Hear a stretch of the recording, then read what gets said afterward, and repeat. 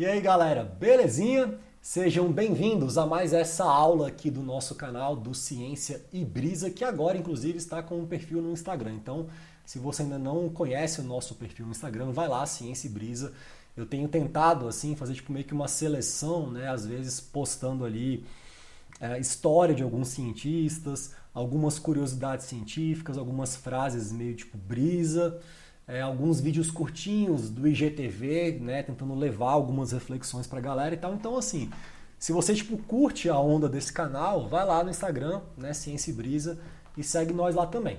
Bom, vou dar aqui continuidade à nossa aula vinculada ao curso de Hidrodinâmica de Fluidos Magnéticos, e hoje a aula vai ser uma loucura, tem muita coisa para meio que falar, muitas chaves assim para destrancar algumas ideias e conceitos um pouco mais profundos assim na mente de vocês em relação ao nosso assunto aqui, porque na parte que a gente está do curso, que é a parte de buscar uma maneira de acoplar aqueles conhecimentos que a gente vinha construindo de eletromagnetismo com a hidrodinâmica clássica, a gente vai entrar, cara, numas discussões muito filosóficas assim sobre essa ideia de um campo de tensão, assim, né?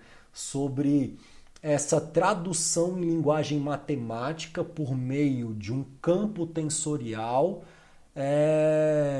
de um fenômeno físico, de uma manifestação da matéria que, em essência, é de natureza molecular, assim, né? Ou lagrangiana, ou particular, em termos de partícula, particulada talvez seria a palavra mais adequada, né?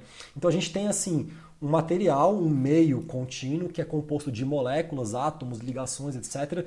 E assim, algo nessa natureza, tipo constituinte da matéria, pode ser expresso em termos de um campo tensorial, que é o tensor de tensões do material, que é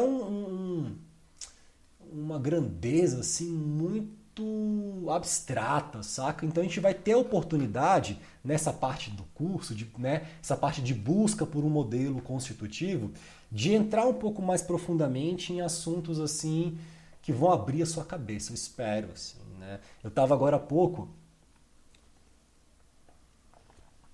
gravando uma aula de termodinâmica de exercício.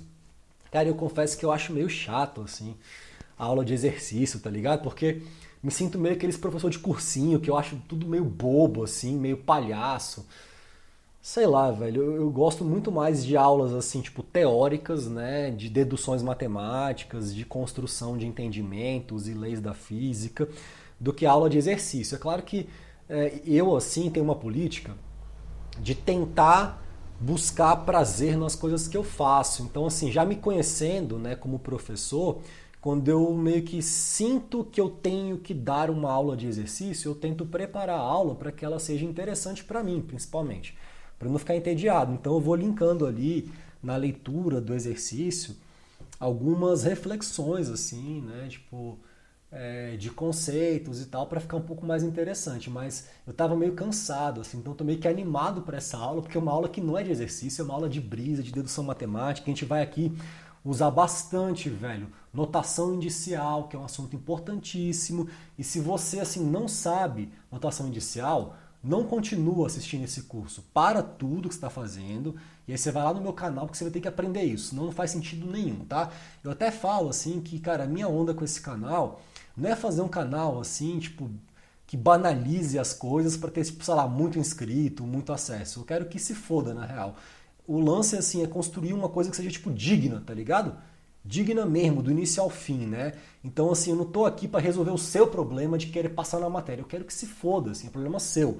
Eu tô aqui, velho, para linkar conceitos, para te dar material e condição de fazer com que você realmente aprenda, caso o seu rolê seja aprender.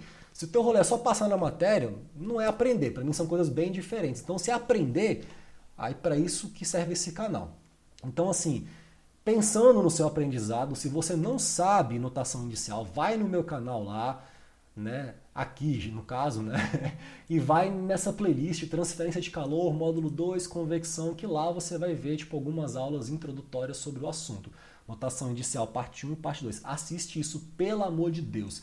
Isso vai te dar uma base matemática muito mais legal e séria para você tipo, poder continuar aqui entendendo esse curso, né, para que isso aqui não seja tipo desconfortável, seja interessante, assim. Eu sempre falo, velho, tipo, se você consegue assistir uma aula com um objetivo claro para você de que a sua meta naquela aula é encontrar a beleza naquele discurso, e você consegue encontrar beleza em cada aula que você tem, a sua vida fica muito mais feliz. Já que você é um universitário, é um estudante, tem que fazer aula e tal, se você conseguir, tipo, encontrar beleza nas aulas, tudo fica mais fácil. Então, assim, um dos meus objetivos principais aqui é mostrar beleza para vocês nas coisas, tá? Então, recapitulando aqui, para a gente poder construir um discurso científico massa vinculado a esse assunto, né? Na aula de hoje eu quero chegar no tensor de Maxwell, que é um primeiro modelo constitutivo para modelar esse estado de tensão dentro do material que tem dipolos ali boiando nele. E na aula passada eu meio que contextualizei um rolê que é o seguinte: se eu quero usar aqui a minha equação de Cauchy, que nada mais é do que o princípio do postulado da segunda lei de Newton expresso numa linguagem euleriana de campo conveniente à descrição do movimento de um meio contínuo,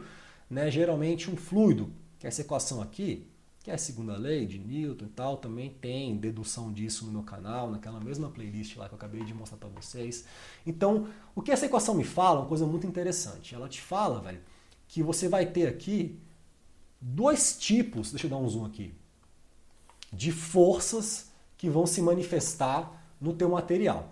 Esse lado esquerdo é basicamente a variação na quantidade de movimento de uma partícula infinitesimal que está ali dentro de um meio contínuo, e a gente sabe pela segunda lei que essa variação de quantidade de movimento tem que ser igual a um conjunto de forças que atua no material. E aqui eu tenho dois tipos de força. Esse cara aqui e esse cara aqui.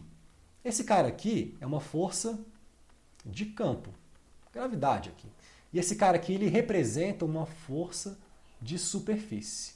O que é isso, força de superfície? É uma força que vai atuar em cima das partículas fluidas ali, do meu fluido magnético, nessa casca superficial que separa as partículas das suas vizinhas. Se a gente pode pegar um meio contínuo e quebrar ele em pedacinhos, que eu vou chamar de partículas, essas partículas, esses pedacinhos de meio contínuo, vão experienciar forças porque eles estão embebidos, envoltos, né, por outras partículas. E esse contato da superfície, essas partículas, né, que compõem o meio contínuo, ele vai gerar uma força ali que vai ter a ver com viscosidade, com pressão, com esses mecanismos físicos.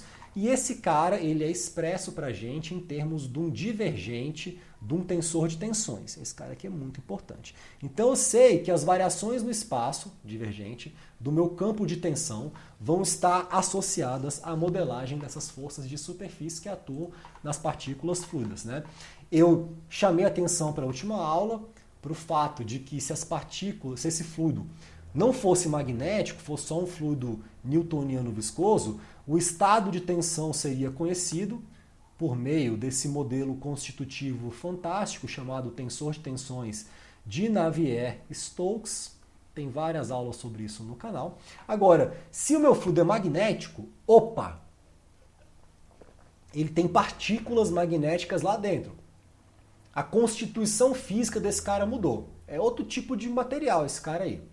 Então, eu vou modelar o estado de tensão do meu fluido magnético em termos de uma componente puramente hidrodinâmica, Navier-Stokes, mais uma componente magnética. Então agora eu estou buscando um modelo para a componente magnética do tensor de tensões. Como que esses campos magnéticos, a resposta do material que eu chamo de magnetização, como que esses caras, velho, eles vão afetar a distribuição de tensão nesse material? Porque eu sei que um fluido magnético, esse líquido escuro, incrível, fantástico, que parece uma magia, né, do futuro, eu sei que esse cara, quando eu pego um ímã aqui, ele responde. Então, assim, um campo aplicado lá dentro, ele gera uma resposta de tensão no material que gera um movimento. Então, como que eu posso modelar essa componente de tensor de tensões magnético? Aí, eu apresentei na última aula essa ideia de que você tem um dipolo aqui, boiando no espaço, e eu aplico um campo em cima desse dipolo, esse cara vai experienciar, essa aqui é a última aula, uma força, que é uma força por unidade de volume, olha que coisa interessante, e essa força por unidade de volume, que eu chamo de força de Kelvin, ela representa essa força magnética por volume que atua na matéria dipolar. Então, a pergunta inicial que eu vou me fazer para tentar descobrir quem é essa componente magnética é o seguinte: será que existe algum tipo de tensor, que eu não sei quem é ainda, que se eu tirar o div, eu vou ter essa força de Kelvin? Essa aqui é a primeira pergunta, né? Ou seja, qual que é o tensor de tensões que, se eu pegar e tirar o div dele, eu vou ter m0, m escalar grade h. Porque eu sei que esse cara é um tipo de força que tem que atuar na matéria magnética se ela estiver na ação de um campo externo. Eu vi isso na última aula. Então eu vou meio que tentar fazer um caminho inverso. Qual que é esse cara que, se eu tirar o div do quê? Me dá a força de Kelvin. Essa vai ser, assim, a minha primeira busca, tá? O que vocês vão perceber aqui é o seguinte, velho. Eu vou começar aqui uma cruzada, uma jornada, uma busca espiritual por um modelo constitutivo que represente o estado de tensão real ou mais próximo disso atuando no fluido magnético. Vocês vão ver que isso aqui é uma enrascada, tá? E eu vou ter que falar de tanta coisa louca de física, assim, que você não vê num curso de graduação de mecânica dos fluidos, que você vai meio que entender muito mais física no processo. Então, assim, a minha jornada começa aqui. Vamos ver se a gente descobre, velho, se existe, velho, um tensor cujo divergente me dá essa força. Porque pelo menos essa força tem que aparecer ali no fluido, tá? Então essa vai ser minha busca, tá? Depois, assim, nas aulas subsequentes, vocês vão ver o seguinte, que essa informação que a gente também obteve na última aula, de que esse cara também sofre um torque, que esse torque magnético que atua numa partícula magnética imersa na ação de um campo, esse cara é proporcional ao desalinhamento entre a resposta do material, que eu chamo de magnetização, e o campo aplicado. Essa informação aqui também vai ser útil no meu refinamento constitutivo, buscando um modelo que represente as tensões magnéticas atuantes no fluido magnético. Mas por enquanto essa informação vai ficar aqui tipo guardadinha. Não vou usar ela na aula de hoje. Eu vou, na aula de hoje, tentar chegar de alguma maneira em algum tensor de tensões que o div vai me dar a força de Kelvin. Essa vai ser a minha primeira pergunta. E para isso eu vou usar alguma álgebra tensorial, notação indicial. Então vamos começar agora a parte matemática que eu mais curto, assim, eu curto muito, esse rolê de dedução matemática. Eu tenho aqui a minha força de Kelvin, m0, m escalar grade h, top. Essa equação eu chamo de equação 1. Repare o seguinte, se eu tiro o divergente do produto diático MH, que porra que é isso, professor? Não entendo isso não. Cara, MH é um tensor que vai ser organizado numa matriz, por exemplo, 3x3, com as componentes, né, tipo, vamos pôr assim, escalares vinculadas aos campos vetoriais M e H. Então eu teria alguma coisa do tipo assim, ó. Perdão, aqui MY. Como cada componente de um vetor, né, tem tipo 3 direções ali, eu tenho MX, eu tenho MY, eu tenho MZ e eu tenho a mesma coisa para H. Então eu posso fazer uma combinação linear aqui muito very crazy para poder alocar as informações dessas multiplicações de componentes de 2 vetores diferentes, o M e o H, dessa maneira. Isso aqui me daria uma matriz 3x3, que é um tensor de segunda ordem, tá? Uma coisa que tem 9 termos. 3 vezes 3 é igual a 3 ao quadrado, que é igual a 9 termos. Esse quadrado fala que esse cara é um tensor de segunda ordem. Tudo isso está bem explicadinho naquela aula que eu dei sobre notação indicial. Então, volta lá se você está com dúvida. De toda sorte, esse diático ele também pode ser representado em notação indicial como isso daqui, ó. HB é A, é B. Seria uma forma de você organizar, tá? Então, isso aqui poderia ser, sei lá, linha, coluna. Eu estou meio que dando uma passadinha rápida, porque os alunos têm muita confusão quando fala de diático e tal. Eles têm medo de matemática. Matemática é um negócio tão legal, cara. Matemática é uma ferramenta, é um recurso para a gente poder entender as coisas, né? Uma coisa muito linda. Então, se você tira o div de MH desse diático, isso aqui vai dar o seguinte. Isso vai dar H div de M. Opa, o que eu estou fazendo aqui, meu povo? Mais M escalar grade de H. É interessante porque, assim, O div de um diático é meio que uma derivada de um produto. Então aparece aqui uma regrinha do produto, né? Derivada de 1 vezes a função mais a derivada da função vezes aquela primeira variável. Só que aqui, cara, aparece div, aparece grade, por quê? Porque se você faz isso daqui em notação inicial, esse cálculo, ó, como é que eu poderia fazer isso? DDXA é A, isso aqui representa o nábula. Aí eu já usei A, vou usar aqui então MB, HC, na ordem que aparece é B, é C. É assim que eu faço.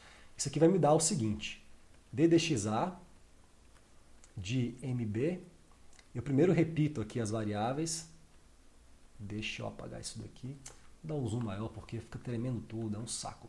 Então aqui vai ficar MB, olha como está apertado aqui, MB, top, HC, e aqui vai ficar A, escalar é B, a direção é C. É assim que parece, tá, pessoal? Uma aula de pós-graduação, assim, né? A gente vai começar agora a ficar um pouquinho mais profundo no rolê, o que sempre é mais interessante. Então, esse produto aqui, entre esses vetores de base, vai dar delta AB. A gente já aprendeu isso aqui em notação inicial, que esse cara é um operador responsável por uma contração de índice. Então, isso aqui vai me dar o seguinte, DDXA. Então, o que é A vira B? Então, MA, HC, a direção é C. Agora, isso daqui eu vou abrir usando regra do produto. MA, DDXA, de HC, na direção é C, top. E o outro termo vai ser HC, DMA. O massa dessas aulas assim, é de dar elas no quadro mesmo, porque aqui, véio, você tem que fazer movimentos muito curtinhos, cara. É ruim para os dedos, véio, essa porra. Enfim, direção é C. Estou só fazendo isso daqui para vocês verem que é verdade. Repare, o A desse cara está igual ao A desse cara. Então a contração que houve entre esses dois camaradas aqui foi nessa ordem. Foi M escalar grade. Contraiu, teve o mesmo índice. Aplicado a quem? A H. E aqui eu tenho H e aqui o A está no M e no X. Então esse cara aqui, a contração que teve foi entre o nabla e o M. Então isso aqui é um div. Então eu tenho M escalar grade H mais H div de M. Eu estou meio que provando para vocês uma identidade vetorial usando notação inicial, que foi quando eu comecei a organizar o meu raciocínio, lembrando que a gente está aqui na busca por uma equação constitutiva para modelar o meu tensor de tensões magnético. A pergunta é, o divergente do que, velho, vai me dar aquela força de Kelvin? Essa é a pergunta, tá? Então eu vou organizar então essa minha identidade aqui no quadro e vou colocar ele dar um número. Então deixa eu só circular, porque está muito bagunçado aqui. Essa aí vai ser minha equação 1. Beleza. E minha equação 2 vai ser essa identidade que fala que o divergente de MH, esse cara vai ser igual a H div de M mais M escalar grade de H. Isso aqui vai ser minha equação 2. Porra, não cabe aqui o número 2? Vai ter que caber, vai. Foda-se, 2. Pronto. Então, esse M escalar grade de H, que aparece na equação 1, deixa eu dar um zoom aqui, porque fica ruim escrever nesse cantinho. Esse M escalar grade de H, agora dei demais, na minha cabeça aqui, que está aqui, ó, ele vai ser o divergente de MH menos H div de M. Se você é uma pessoa esperta, nossa, que M horrível, você vai sacar um negócio interessante. A pergunta era, o div de qual tensor tem daquela força? Eu já vi que esse cara aqui é um tensor de segunda ordem, MH, é um diático. Isso aqui é um tensor de segunda ordem. E o divergente dele vai me dar um pedaço do que está na força de Kelvin. Só que sobra esse outro cara aqui. Né? O que eu faço com esse cara aqui? Então eu estou com um problema na mão que eu tenho que resolver. O que eu faço com esse cara aqui? Bom, veja o seguinte. Se eu aplico essa equação, que eu vou chamar de 3, na equação 1, então eu pegar 3 e tacar em 1, eu vou ver que essa minha força magnética, força de Kelvin, vai ser μ0 div de MH top menos H0, Mi0, perdão, H div de M. Equação 4. Estou numa busca aí por um tensor de tensões. Agora, essa força é a força por volume, né? É uma densidade volumétrica de força que está atuando num dipolo ali e tal, que está dentro de um meio contínuo que foi batizado de fluido magnético. Então, velho, o que eu tenho que fazer aqui? Eu tenho que, se eu quiser saber, por exemplo, a força total, eu integraria essa força em todo o volume. Vamos fazer isso para ver o que acontece, né? Então, deixa eu minimizar aqui. Essa força magnética atuante em todo o volume, se eu quiser saber, eu teria que integrar num volume a força magnética dV. Isso aqui me daria uma integral num volume do primeiro termo, Mi0 div de MH dV, mais uma integral em volume do segundo termo, perdão, isso aqui é só de menos, né? Estou aqui viajando, desculpa, menos integral em volume de Mi0 H div de M dV. Beleza?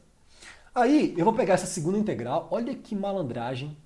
Eu acho muito massa, velho, quando você percebe a malandragem aparecendo nos processos dedutivos, argumentativos, falando, irmão, tem alguma malandragem aqui que esse cara vai me mandar para mim, eu tenho que desconfiar disso. Olha o que eu vou fazer. Eu vou pegar esse cara aqui e vou aplicar nele o teorema da divergência de Gauss. Né? Se eu aplico isso, eu vou transformar essa integral em volume desse Mi0 div de MH numa integral de superfície, nessa superfície que circunda esse volume. E essa integral de superfície vai ser... deixa eu descobrir aqui, pelo amor de Deus, Mi0. Olha que coisa mais interessante. H. Melhor ainda, Mi0. M, escalar N. Tudo isso entre parênteses. H, ds. Isso aqui seria uma versão do teorema da divergência para tensores. Teorema da divergência para tensores. Talvez eu faça uma aula. Isso aqui assim, é o seguinte, velho. Esse canal ele envolve muito gasto de energia, né? E aí eu nunca sei também se vocês meio que estão assistindo, estão entendendo, estão acompanhando, estão conseguindo sacar, porque gastar muita energia para ninguém entender porra nenhuma que você fala é meio frustrante, tá?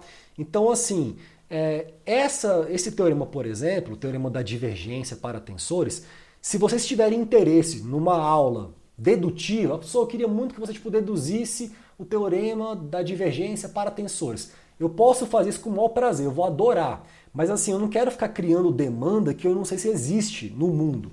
Às vezes ninguém entendeu o que eu falei até agora. E aí, sei lá, ou às vezes um ou outro entendeu, chegou nessa parte da aula, ficou curioso, mas assim, às vezes sozinho em casa, lendo no livro, consegue entender ou deduzir sozinho essa versão do teorema da divergência para tensores partindo do teorema da divergência para vetores, por exemplo. Então eu não sei assim se é uma coisa que tem demanda, mas se vocês tiverem interesse, de repente, em algumas aulas nas quais eu possa vir aqui para deduzir alguns teoremas da matemática, comentem aí, velho. A gente pode pensar a respeito, tá?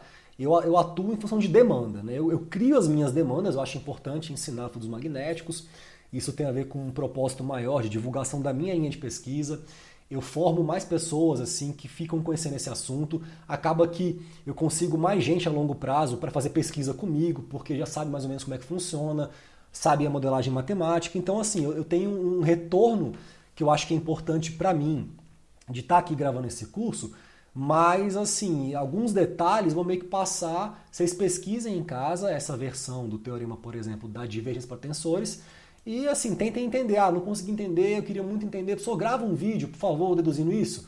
Beleza, eu vou lá e gravo, tá? Mas fato é que eu vou aplicar aqui o meu teorema da divergência para transformar essa integral, porque sempre tem uma integral em volume e dentro desse cara tem um div, velho. Você pode relacionar isso daqui com uma integral de superfície. E essa integral de superfície, a ideia é que você tenha aqui um volume qualquer, um volume V, e a superfície que eu falo é meio que essa casca aqui, ó, que circunda esse volume. Vai ter um vetor N apontando para fora, e você faz uma varredura ao longo dessa casca inteira, desse fluxo, né, de superfície que cruza a casca, esse cara vai estar associado ao divergente desse campo dentro desse volume inteiro aqui. Então você vai relacionar integrais de volume com integrais de superfície, é isso que fala o teorema da divergência. E quando eu faço isso, olha que interessante, eu posso rearranjar os meus termos da seguinte maneira.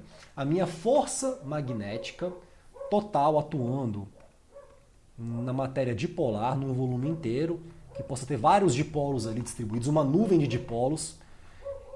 Esse cara vai estar vinculado a uma integral de superfície de μ0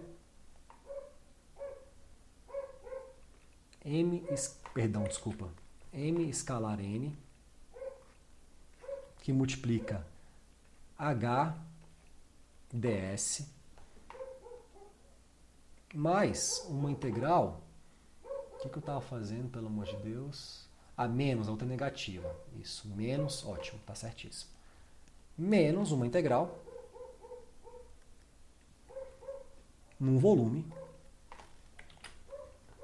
de μ0, é melhor, posso pôr isso, vou pôr mais aqui que eu vou pôr menos, tá? Menos μ0 div de m h dv. Aí eu vou usar uma ideia que é uma malandragem, que é a ideia de densidade de polos magnéticos. Eu vou falar o seguinte, bom, essa minha força magnética, eu sei que força é carga vezes campo, lembra disso? Então, se eu tenho alguma coisa aqui que eu estou integrando em S, multiplicando por um campo, e estou tendo a força, eu falo que esse cara vai ser uma densidade superficial de polos magnéticos, na mesma linha, velho, daquilo que eu apresentei na última aula, essa densidade ρS aqui, para deduzir a força. Lembra isso aqui? Campo é força por carga e tal. Dá uma checada nisso, que você vai perceber que faz sentido a gente organizar essa força como se esse cara fosse uma densidade superficial. Esse cara aqui, se é algo que eu integro no volume multiplicando o campo e dá força, vai ser uma densidade volumétrica. Então esse cara vai ser a integral em S de ρS h ds, olha que coisa lógica, mais a integral em V de ρv h dv. E aí eu vou falar que ρS, que é a minha densidade superficial de polos, esse cara, ele vai ser igual a μ0 m escalar n, top. E esse cara aqui, ρv, vai ser uma densidade volumétrica de polos magnéticos. Algo que integrado, multiplicando o campo num volume dá força. Isso aqui é a definição das coisas que a gente está inventando. A gente está inventando isso aqui agora, tá? E chamando disso. E esse cara aqui vai ser menos μ0 div de m. Top. E tudo isso daqui, ó, essas informações todas, essa forma de estimar força magnética, essa forma de definir densidade superficial e volumétrica de polos, tudo isso daqui junto, eu estou circulando essa informação toda, é chamado de teorema de Brown. Olha, você ganhou um teorema de brinde aí, brother, na sua vida. Isso aqui é de 1951. O interessante, e é aqui que eu acho que é importante você começar a sacar as coisas, porque muitas vezes seus professores te falam assim a data que um teorema foi desenvolvido, você está cagando para essa informação. Foda-se, não quero saber a data. Mas olha que louco. Se você é uma pessoa ligada em história, né, e tá assim, não está aqui boiando, viajando, você sabe que esse é um curso de fluidos magnéticos. Um fluido magnético ele foi inventado, ele foi sintetizado pela primeira vez em 1963. Então, 12 anos antes, tinha um maluco estudando esse tipo de coisa, que não tinha nada a ver com fluido magnético, porque nem existia fluido magnético.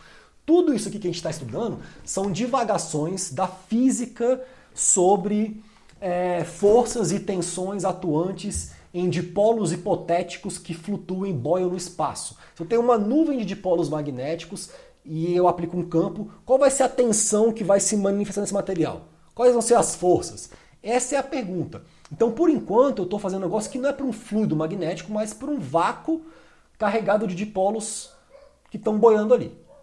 Isso tem mais a ver com a natureza fundamental eletromagnética da matéria do que com fluidos magnéticos mesmo. Mas eu vou usar tudo isso daqui no meu rolê aqui, que eu preciso. Esse lance, cara, o que eu acho mais lindo em fluidos magnéticos, e é um dos motivos pelos quais eu curto muito esse assunto, é que ele é muito integrador, assim. É um assunto que, assim, se você ficar de putariazinha, não vou mexer com isso porque eu gosto de fluidos. Se fuder, então vai-te embora daqui. Você não vai conseguir aprender fluido magnético, tem que saber de fluidos e eletromagnetismo. Então, assim, a natureza do assunto, ela te força a ter que ter uma mente que busca conexão e integração entre diferentes áreas. E essa é a minha brisa de vida, né? Tipo, de vida eu sou assim. Eu quero integrar ciência com arte, com música, com espiritualidade, com filosofia, com esporte, com tudo, velho. Porque eu acho que essa separação que a gente faz entre as áreas de conhecimento, ela dificulta muitas vezes um fluxo vivo, né, dentro da gente de conexão sináptica, que é o que eu chamo de conhecimento. Conhecimento e informação são coisas bem diferentes. Informação é uma coisa que está morta, morreu. O conhecimento ele é um movimento vivo, ele é integrador, assim. Você conhece algo quando você conecta isso com alguma outra coisa da sua experiência e, saquei. Por isso que o ser humano ele aprende muito com analogia. Analogia de circuitos elétricos com analogia de circuitos térmicos. Eu relaciono corrente, diferença de potencial com calor e resistência, condução e tal.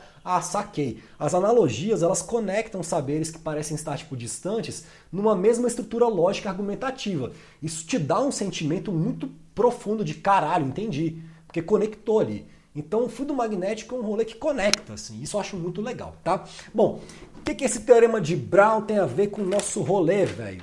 Vamos tentar entender um pouco mais, assim. Se a gente está tentando lidar com uma distribuição contínua de dipolos boiando no espaço, né, eu quero saber lá dentro como é que essas tensões vão se manifestar, eu vou usar só a componente interessante do teorema de Brown, que é a componente volumétrica. Então, deixa eu escrever isso daqui, porque isso aqui pode parecer muito confuso, e eu vou escrever na forma de texto. Vou escrever o seguinte: considere uma distribuição contínua, entre aspas, a gente vai modelar como se fossem contínuas, de polos magnéticos distribuídos no vácuo na forma de uma gigantesca nuvem dipolar. Nesse contexto, o que a gente teria? A gente teria aqui, um monte de partículazinhas, de polos aqui. Eu queria fazer de preto. Caralho, eu tô um verdadeiro incompetente nessa arte aqui, pronto. Então eu tenho vários dipolos, é impossível, né? Tipo, ele não me obedece, foda-se. Tem vários dipolos aqui, não importa, essa aqui é uma nuvem de dipolos, uma densidade muito grande de polos, é muito difícil desenhar pontos aqui, né? Enfim, e eu quero pegar isso daqui, eu quero determinar qual que vai ser a minha força magnética, né, atuando nesse cara aqui, a minha densidade de força magnética. Você sabe que é o seguinte, né? Essa força Book magnética maiúscula é a integral de uma densidade de força num volume. Então, essa densidade de força, né, ela vai estar associada para a gente, pelo teorema de Brown, a uma densidade volumétrica de carga que multiplica um campo aplicado. Isso daqui, pelo teorema de Brown, isso vai ser menos μ0 div de M, que é essa densidade, H. Então eu estou nesse ponto aqui. A minha força magnética é esse cara aqui. Div de M, H. Agora a gente começa a jogar um jogo um pouco mais interessante. Você vai lembrar comigo, agora a coisa fica maneira, que eu defino que o campo B, que é o campo, né, de indução magnética, ele, por definição, a gente viu isso na aula sobre a lei de Gauss do magnetismo, ele está associado à soma da magnetização com o campo aplicado.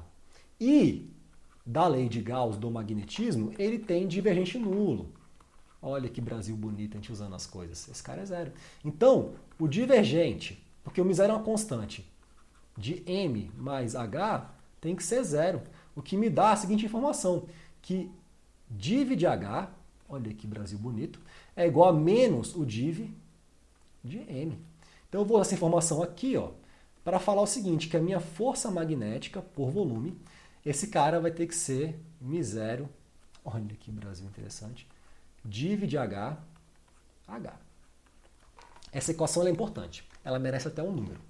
A gente numera uma equação quando ela vai ser importante para a gente. Então eu parei aqui, velho, na equação 4, foda-se, eu vou para a equação 5, ela vai ser a 5. Massa, massa. Eu gosto muito desse tipo de aula, velho, eu acho muito mais legal, velho, do que essas aulas que a gente fala demais e fica resolvendo probleminha e tal. Eu acho isso aqui muito mais bonito, interessante, elegante. O quadro mais... Olha que quadro bonito, velho. É um quadro sério, né? É um quadro que você fala, pô, esse aqui é um quadro de respeito. Não é um quadro banal, assim, que te trata como se você fosse uma pessoa que não tem capacidade de entender as coisas, né? Bom, aqui somos todos adultos, né? Assim espero. Então essa equação vai ser útil. Agora eu vou fazer o seguinte, eu vou pegar algumas identidades vetoriais. Considere agora, as seguintes identidades vetoriais. E aí fica como exercício, né, para casa,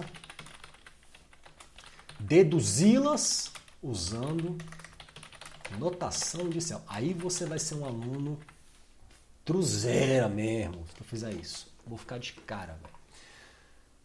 Ou uma aluna truzeira, né? A gente fala aluno porque tem muito mais aluno homem do que mina na engenharia, o que é uma grande tristeza, assim.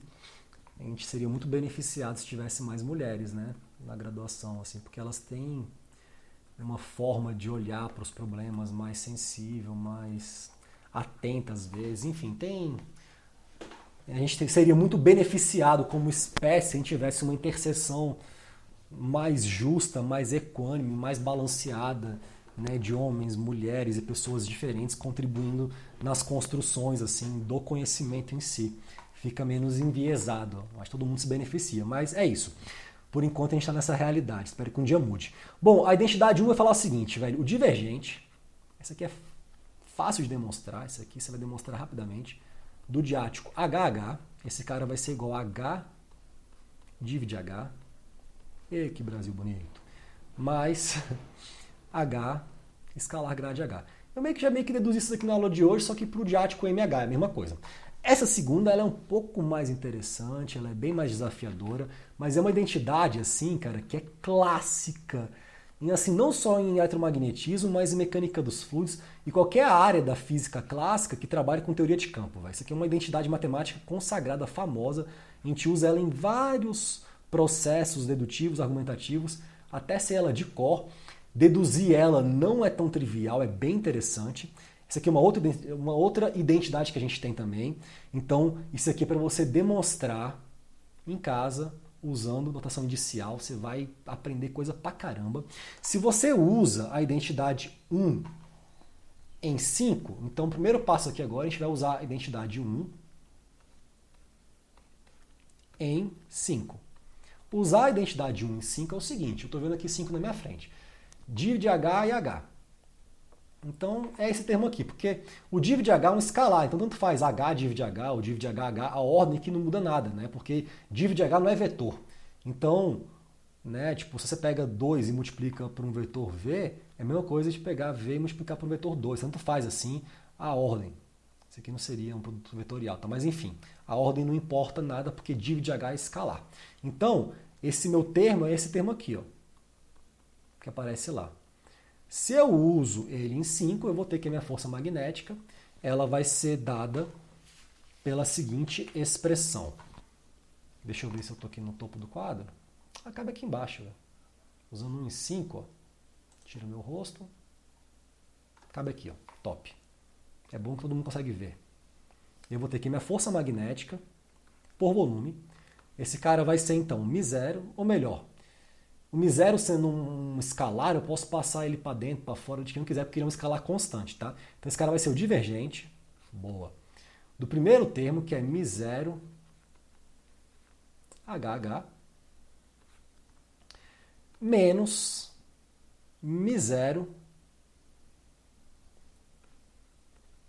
H escalar grade de H. Isso aqui vai ser uma equação 6. O que eu vou fazer aqui agora? Aí é o Brasil que a gente está querendo, é o Brasil mais bonito. Eu vou usar agora a identidade 2 em 6. E aí eu vou chegar num negócio bem interessante. Agora é um outro jogo que a gente está jogando, galera. Tá ficando mais massa o rolê. A minha força magnética, então, por volume, esse cara vai ser o divergente de μ0 HH. O que eu acho mais massa é que as aulas que eu mais curto de gravar no canal vão ser as aulas que o nego menos vai ver. Porque não vai entender porra nenhuma. Mas não importa, cara, que eu tô me divertindo muito de estar aqui agora gravando essa aula. Yes! Massa demais. Então aqui vai ficar menos, olha que coisa interessante. Olha que massa, velho. O gradiente, esse é um Brasil legal, de μ0, eu vou chamar de h quadrado sobre 2. Yes, yes, yes. Cara, professor, assim, você sente quando o bicho fica empolgado com alguma coisa, assim. Tinha tempo que não dava uma aula tão legal, assim, cara, de gravar. Eu curto, velho, esse rolê de ver umas equações bonitas, assim, saca? Eu acho que a matemática tem uma beleza, assim, cara, em si, tipo, uma beleza que, sei lá, tipo, é bonito, né, cara, os símbolos que a gente usa, assim, os significados que eles englobam, assim, como eles dialogam com a física que eles explicam e eu acho muito elegante isso, assim, não sei explicar direito. Mas, enfim, pegando 2 em 6, né? 6 era essa equação, então esse cara aqui que eu estou trabalhando, H escalar grade H, esse cara aqui aparece aqui. Então eu tenho esse primeiro termo, que é o gradiente. E esse segundo termo, eu teria, no caso, é negativo o meu termo, então ele ficaria positivo, ficaria o seguinte, mais μ0 H vetorial hot de H. Mas, agora a coisa fica cada vez mais bonita, velho. Não tem como você não se emocionar. Você deve ter lembrado já, vamos subir aqui no quadro. Tá bem mais para trás, vamos subir aqui. Há um tempo atrás, eu lá, na minha alegria, deduzi as equações de Maxwell todas e, pô, viajei na luz, foi muito massa. Eu cheguei no final, nessas equações todas lindas, e falei que tinha um tal de limite magnetostático. Um limite magnetostático que iria considerar que esse fluido conduza a corrente elétrica, então ele é um não condutor, não tem campo elétrico, não tem J. E nesse contexto, o meu campo H ele é o quê? Cadê aqui minha caneta? Ele é irrotacional. Então o hot de H é 0 para fluido magnético. Então eu chego aqui e fico muito feliz e contente de perceber que esse cara aqui ó, é 0. Não é que ele é matematicamente 0, ele é fisicamente 0. E eu chego num tensor interessante. É quase um tensor, porque veja, a pergunta era, o div de qual tensor vai me dar a força magnética? Essa era a pergunta. Aqui tem já um tensor. Agora, isso aqui não tem div, é um gradiente de um escalar. Então, esse termo aqui eu vou usar uma outra identidade para caso você demonstre, que fala o seguinte, o gradiente de um escalar A, ele é igual ao divergente de A que multiplica o tensor identidade. Deduza em casa isso usando notação inicial. Ou seja, aqui, lembra que esse termo, o h quadrado sobre 2, ele vem desse cara aqui. Ele é um h escalar h. Então todo mundo aqui dentro é meio que um escalar. O campo h é um campo vetorial, mas o h ao quadrado é o módulo ao quadrado desse campo. Então ele é um escalar. Então se eu uso isso daqui na minha equação, eu vou ter que minha força magnética, ela vai ser então o divergente do seguinte tensor, menos μ0 h ao quadrado sobre 2, identidade, mais μ0 h. Esse tensor, ele é um tensor que a gente chama de tensor de Maxwell. Então esse cara aqui ele é importante, tensor de Maxwell. Ele representa, vamos colocar aqui o que ele representa. O tensor de Maxwell, para que a gente tenha clareza, representa o estado de tensão magnética atuante no interior de uma nuvem de dipolos magnéticos boiando no vácuo. É basicamente isso mesmo, tá? Sob a ação de um campo externo. Olha que psicodelia. Ponto. Tá? Esse termo aqui, cara, também é bem legal. Esse maluco aqui, ó. Esse μ0 h ao quadrado sobre 2. Por quê? Você lembra que em Navier-Stokes, o tensor de tensões hidrodinâmicos, né, ele tinha menos pressão e densidade. E tinha aqui mais um componente cisalhante, foda-se. Então, esse termo que aparece na diagonal do tensor, geralmente ele está associado a esforços normais compressivos, que eu chamo de pressão. Então, aquele cara que aparece aqui no divergente dentro do tensor de Maxwell na identidade, eu vou chamar de uma pressão magnética, PM. Então, eu vou definir aqui uma pressão magnética. Olha que legal. PM, que é pressão magnética. Isso aqui vai ser uma definição geral que vai se aplicar para a gente em vários conceitos, inclusive eu vou depois também deduzir a equação de Bernoulli para o fluido magnético, isso vai ser muito legal. Então a pressão magnética, magnética não, pressão magnética, ela vai estar associada com esse cara por definição é μ0 h ao quadrado sobre 2, inclusive ele tem dimensão de Pascal, porque é uma pressão mesmo. Isso aqui eu uso muito quando eu estou confuso em relação às unidades. Qual que é a unidade desse cara e tal, porque as unidades magnéticas a gente não tem tanta familiaridade, né? Henry, Tesla, Gauss, ampere por metro. Então, assim, se eu quero lembrar, eu lembro que μ0 h quadrado sobre 2 é Pascal, porque é pressão magnética. Isso já é uma coisa bem legal. Então, até agora eu tenho que esse meu tensor magnético, ele vai ser menos uma pressão magnética. Olha que coisa mais linda, velho. Identidade, mais um μ0 h. Agora é o seguinte, isso aqui é para o vácuo, né, velho? Vácuo. Como é que a gente pode começar a pensar em generalizar isso? Aí eu vou apresentar aqui um argumento que vai ter algumas inconsistências, a gente vai discutir isso, mas uma primeira proposta de tentativa, de modelo, para sair do vácuo dos dipolos boiando e ir para um fluido magnético seria o seguinte. Você lembra que o meu campo induzido, B, ele é μ0 M mais H. No vácuo, eu não tenho meio, então eu não tenho magnetização, porque esse cara aqui é o estado de polarização de resposta do meio a um campo. No vácuo, M é zero. Então, zero para o vácuo. De tal sorte que, no vácuo, B é M0H. B é M0H, no vácuo. E apareceu aqui para o vácuo, M0H.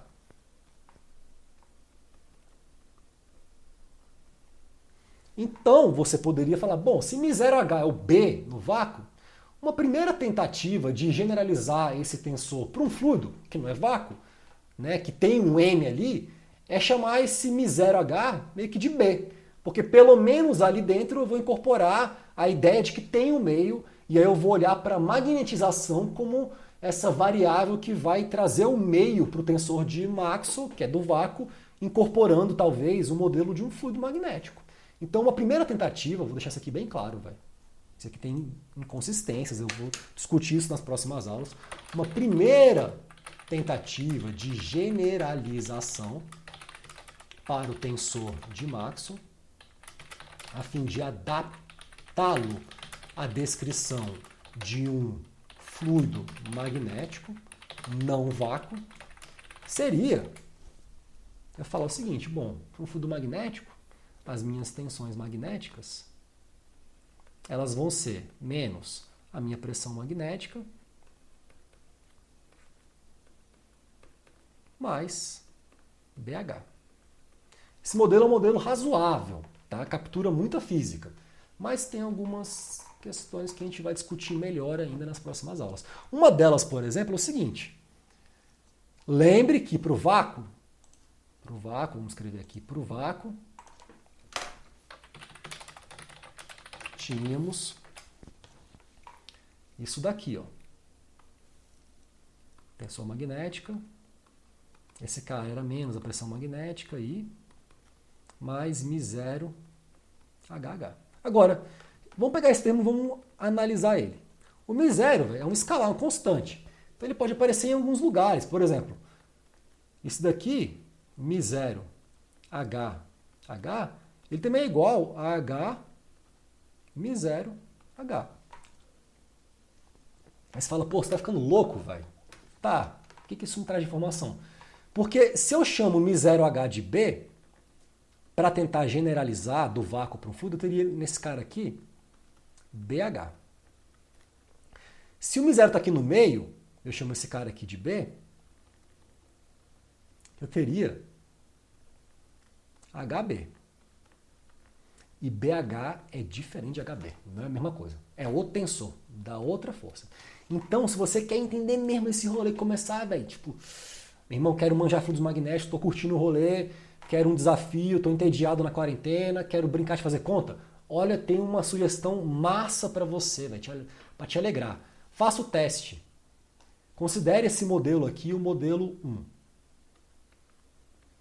Modelo.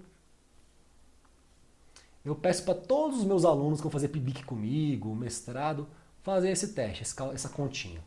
O modelo 2, ele vai ser bem parecido. Vou até fazer o seguinte, ó, para ficar na mesma tela, eu vou diminuir esse cara aqui, que não precisa estar tão grande.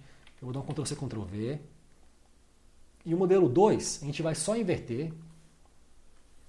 Esse cara aqui, ó, a gente vai trocar e ele vai ser HB. Esse aqui vai ser o modelo 2. Faça o seguinte teste, velho. Calcule para casa, tá? Anote isso daí. Para casa, quero entender bastante e tal. E, inclusive, se vocês fizerem isso, me dá feedback. Eu fiz, deu certo, sou massa. Vou ficar muito feliz. Então, para casa, você vai fazer o seguinte teste, velho. Você vai tirar o div de sigma, considerando o modelo 1 e o modelo 2. O que vai dar como força magnética? E eu não quero que vocês expressem em termos de B. Eu quero que essa força magnética ela seja expressa da maneira mais compacta possível como uma função de M e H. Não quero que apareça B, não. Tá? E use todas as leis que você aprendeu das equações de Maxwell para isso, para simplificar. Tenta ver o que vai acontecer. E aí você me fala, tá bom? Bom, galera, eu vou encerrar por aqui, porque já foi uma aula longa. Eu não faço a menor ideia de quanto tempo eu estou falando. Deixa eu ver aqui. Meu irmão, tem já 52 minutos. É porque eu gosto do assunto e o tempo passa voando. Espero que tenham entendido essa aula. A gente vai continuar essa viagem, né, essa busca espiritual por um modelo constitutivo bem adequado para descrever o estado de tensão no fluido magnético. E na próxima aula eu vou começar a mostrar, velho, algumas coisas muito loucas que tem por trás disso daí. A gente vai falar também, cara, sobre a versão rotacional da equação do movimento, o princípio de balanço de momento angular. Isso vai dar pra gente uma pista fantástica, fantástica sobre a natureza da distribuição de tensão no fluido magnético, sobre alguns mecanismos físicos muito interessantes. Tem muita coisa pra gente ver aqui ainda nesse curso, então agora que está começando a ficar legal, assim, tá? Então, me deem um feedback, me digam se gostaram, se acharam interessante, se acharam cansativo, se conseguiram entender, e a gente vai aqui se falando, construindo junto, né, esses saberes no Ciência e Brisa. Um beijo no coração de vocês e até o próximo vídeo do canal. Arro!